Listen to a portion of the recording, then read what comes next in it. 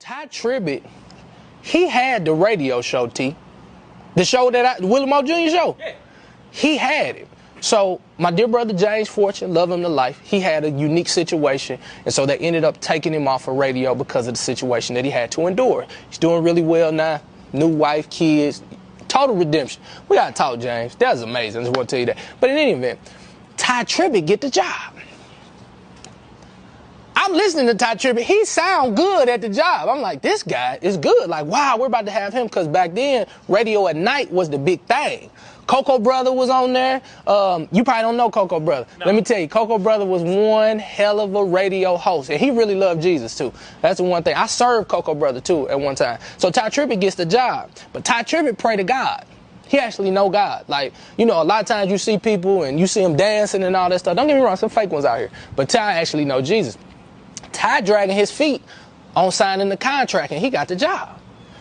Now, the story to me was told that Tye was praying on it, but he prays about it, and they end up taking the deal off the table, or he declined the deal, or what have you, right?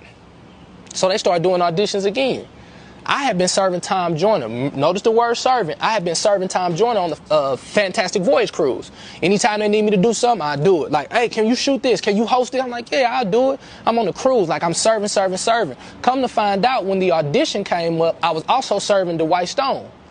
So I'm serving Dwight Stone on this little weekend radio show that he has, but I keep serving. Girl called me and it's like, don't you have a radio show? I was like, no. I don't. Well, yeah, I got this show with Dwight. It's his show. I'm kind of like the comic relief, and then I give a good word at the end. She's like, can you send me a little demo? I was like, sure, Dwight, can you send him a little demo? Sent the demo.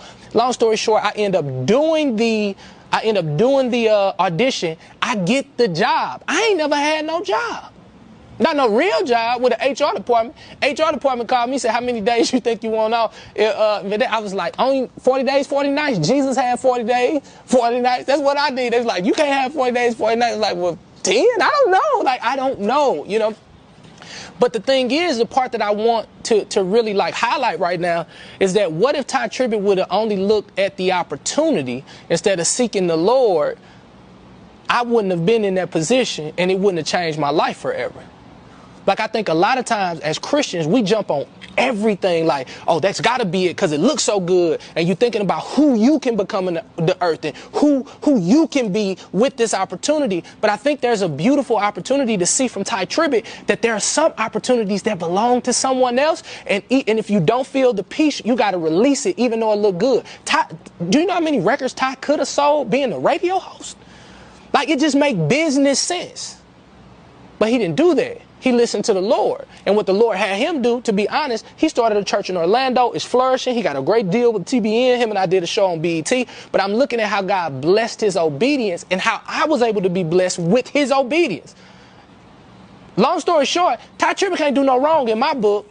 I'm talking about for real. I'm probably going to start paying tithes to his church just on GP. Praise God. And maybe there's a Tye Tribbett in you that can say no to a situation because it could possibly belong to someone else. Could you do that? Leave a comment if you think you can do that for your boy. Like, you can overlook something that looked good if you know that God ain't really called you to it. Flat out.